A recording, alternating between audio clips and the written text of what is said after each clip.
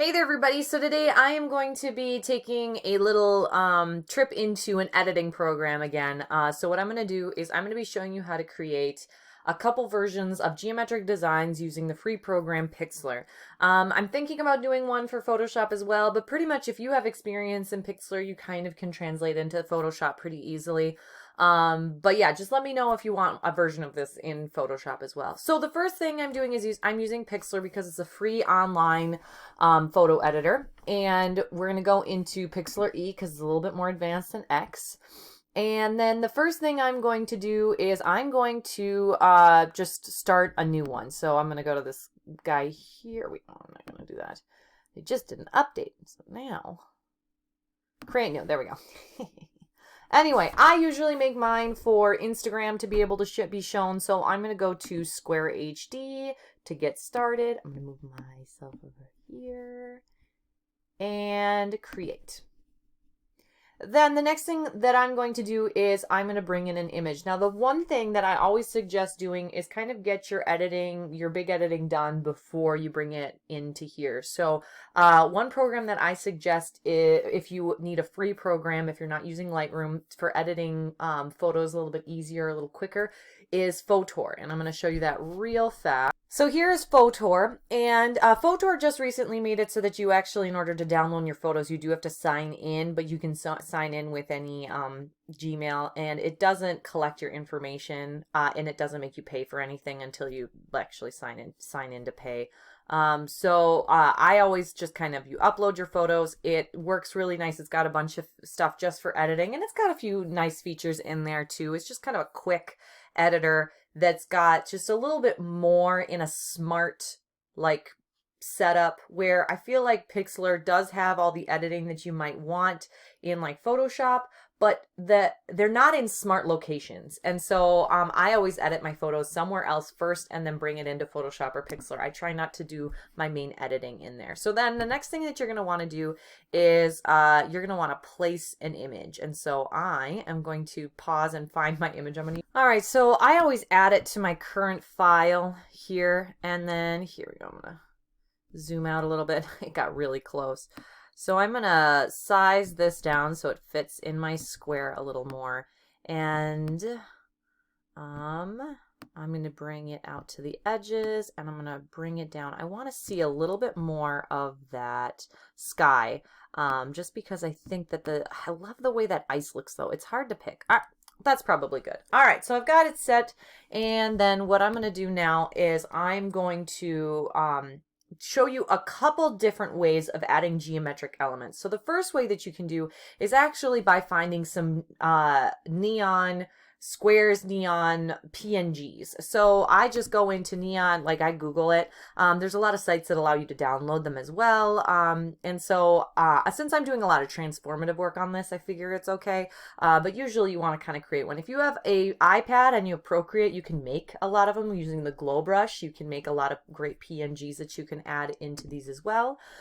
So I always keep a file of just random PNGs. So I'm just going to bring one in right now. And so here is one of the neon PNGs that I have. Now I'm going to put this, I'm going to let it be free edited, and I'm going to squeeze it. I always like these as rectangles more than as squares. So I'm going to squeeze that one down to about this. And then I always like putting in like either a holographic like design, or I will put in like white and really make the rest of the picture really dark, or some sort of thing. So I'm going to do holograph again just because it's kind of the trend I've been going for. And so we'll start with that. So then once I've got my holograph, like always, when you add them, you want to just add them to your current project. And so I'm going to turn this guy, and again, I'm going to size it down, and I'm going to fit it inside this guy right here. And so I'm going to take a little bit of time to kind of finagle it. Now, the other thing that I'm going to do is I always like adding a shape around it, like a black shape. I like how I can kind of add like 3 layers. I can add this glow effect. I can add the like black shape around it to really kind of create an interesting like border around it. So I'm going to do that as well real fast here. So the way that you can create a shape is you can go into these little shape tool guys, and then I always say this, fill with black, and then I can draw my shape. Boop. And then I'm going to add it underneath here so that it's underneath my thing. This also, since it's made a perfect shape, I can then use this guy, and I can then straighten it using him as kind of using my black shape as my reference. So I can kind of get it just a little bit more even. Which, by the way, if you're having a hard time sizing it, you can use your cursor with little arrow keys on your screen to kind of get it just right. So there, I'm happy with that. So now I'm going to see if there is any use for this square. I've never done like an asymmetrical design around it before. Like kind of playing with the opacity. So I'm going to try this. I'm going to try putting that in with it. All right, so we're going to try all that. So I've now got this all set, and I am going to merge these three together. Actually, I'm going to make this one smaller. I want to make this smaller.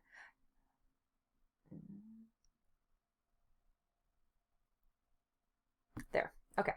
Now I'm going to merge these three together. And how you merge them is you hold down Shift so that you're selecting all three of them together. So as you can see now, they're all highlighted. I can right click on it, that layer, and then I can merge. Oh, wait, no, I don't have to do that. Easier.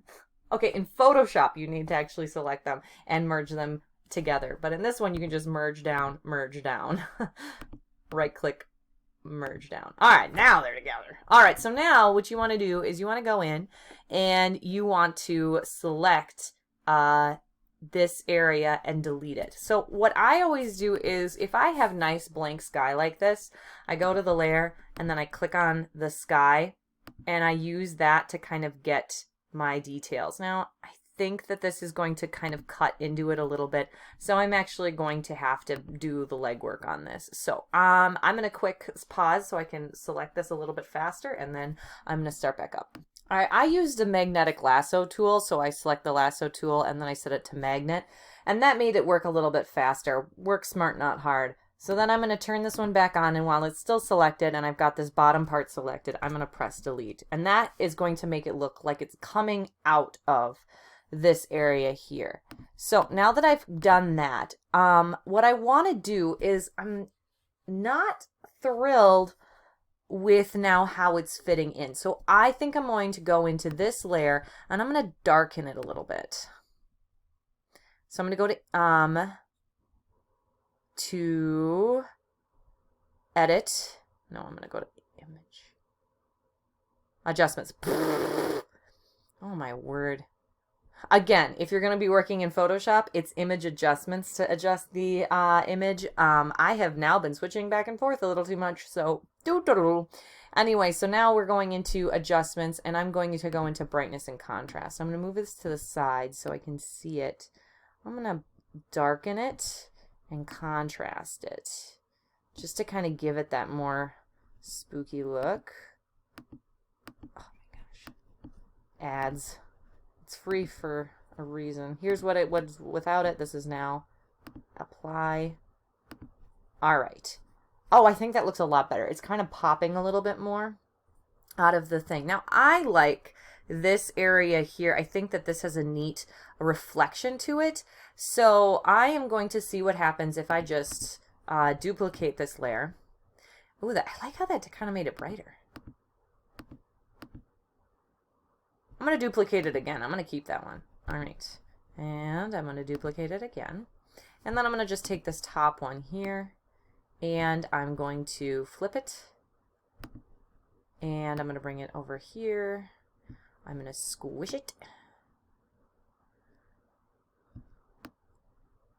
And then I'm going to change the opacity and I'm going to change the style that it is.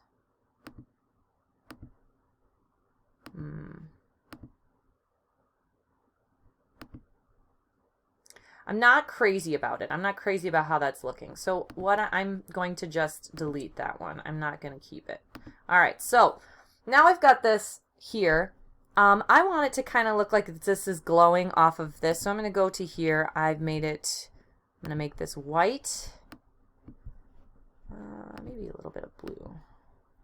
A little more blue to make it more teal. There we go. And I'm going to zoom in here. Give it a touch of color.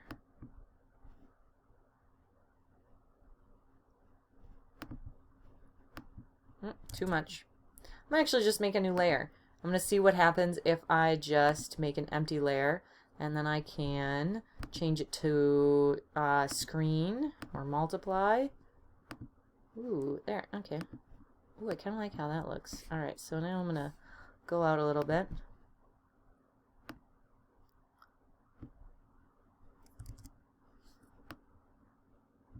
I'm going to make it just a little blue. Alright, if I make this darker,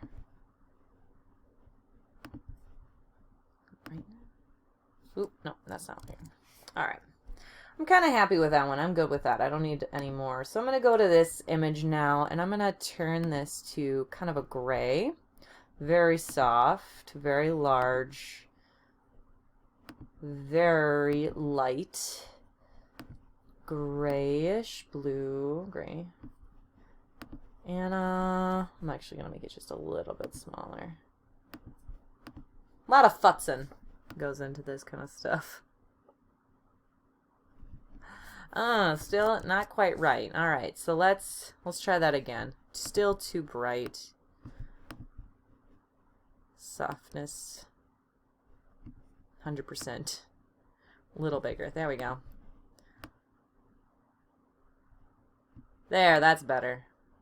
Kind of giving it that coming out of the ground look.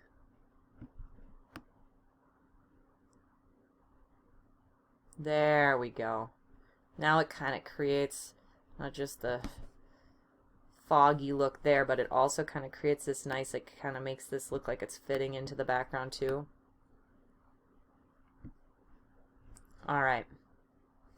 Alright, I'm happy with that now. Okay, so once I've gotten all of this set and I'm happy with it, then I'm going to go to export. So to export it, you can just do export, to export as a PNG. I prefer to export as a JPEG just because it's more universally readable, but you can export it as many things. Alright, well, that's not even how you spell geo. Geo square.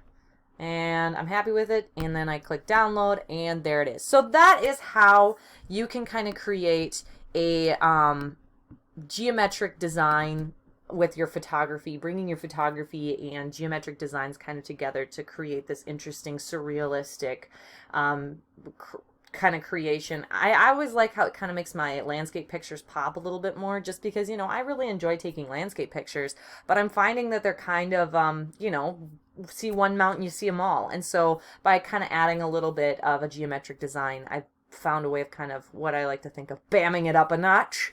So I hope that you found this helpful. I hope that you can find something that you can kind of get out of it. I'm going to do a few other of these tutorials in the coming weeks to kind of give a few more examples of different geometric designs you can do, as well as different editing tricks you can do using free software. And I might switch back and forth to Photoshop as well. So let me know what you want to see more of, and I hope you have a great day, everybody. Bye!